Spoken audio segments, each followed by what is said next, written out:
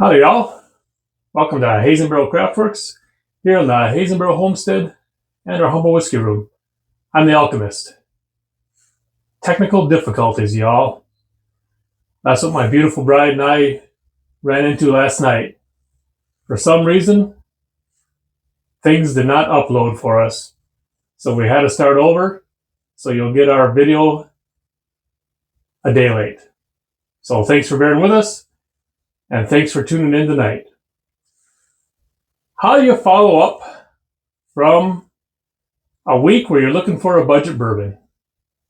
Well, my thought was, you poll your Bourbon Auto group for bottles under $30. And that's exactly what my friend Charlie, who put together our Bourbon Auto group, the whiskey group I belong to on school, he did this a while ago, and he pared down a list of bottles under $30 to a list of about, I'm going to say about 20. I'm not exactly on there. And what I thought I'd do is I'd take that list and I'd start from the top and I'd pick about 3 bottles to take a look at this week and see what my Bourbon Auto friends, what they liked, and let's check them out. The first bottle for this week is Jim Beam Black. And Jim Beam Black is a 7-year bourbon, but it didn't always start out as a 7-year bourbon. Prior to 2015, Jim Beam Black had an 8-year age statement. And in 2015, Jim Beam Black lost that age statement and went to extra aged. And it was extra aged for quite a while, and it wasn't until recently in 2024, mid-2024, when Jim Beam Black, in my humble opinion, had a really nice upgrade.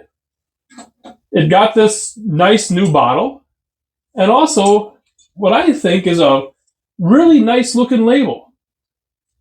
Nice black label, some nice black lettering, and a little nice gold, I'll call it trim, for the rest of the lettering. Looks really sharp in my humble opinion. And Jim Beam Black went then from 86 proof up to a 90 proof when it went up to the upgrade from the extra aged to the 7-year. And when we talk about the flavor profile of Jim Beam, I've always been a fan of Jim Beam, mainly because of this nuttiness that Jim Beam is known for. And if any of y'all are a Jim Beam fan as well, and you also like this nuttiness, you may be curious, like I have been, where that nuttiness comes from. Well, the mash bill is a typical high corn mash bill, which I attribute to its sweetness.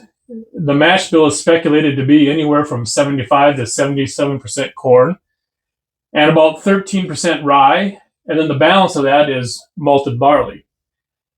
But it doesn't come from the mash bill. It's not even really attributed to where the barrel's placement is, because barrel placement also affects flavor. It's attributed to the yeast strain.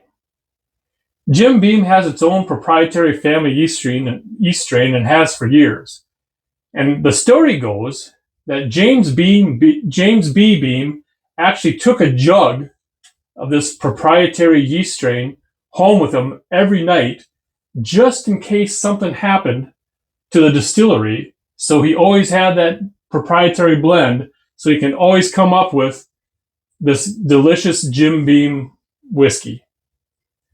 So let's dive into Jim Beam and see what we think. On the nose, the first thing I'm getting is actually a little bit of barrel. First thing I get. A little bit of barrel and those barrel spices. and I'm not getting a whole lot else right away. So I'm going to go in for a little bit of taste, because a lot of times a taste gives me, opens up the nose for me too.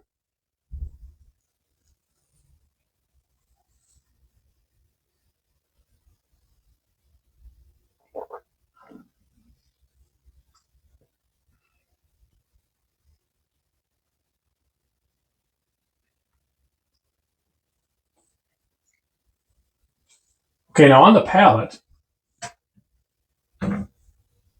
I do get that barrel and the barrel spices. And that barrel spice, to me, is actually, usually when I talk barrel spice, I talk cinnamon and I talk nutmeg. But I'm getting more, I'm going to call it cloves on this. Because it's a little leaning more towards that rye, really. And at 13% rye, that's not really considered a high rye mash bill. But I'm getting that a little bit more.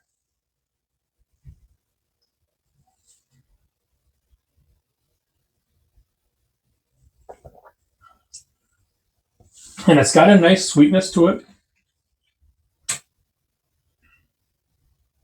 But the sweetness I get, a lot of times I talk caramel when I talk a bourbon. And you might be able to talk me into caramel, but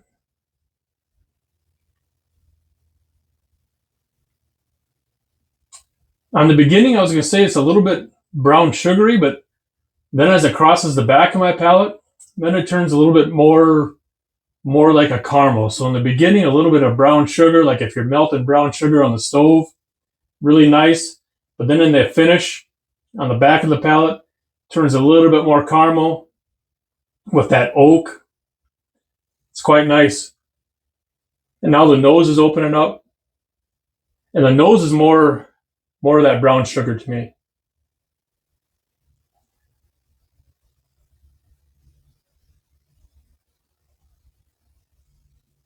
So to start out the week with Jim Beam,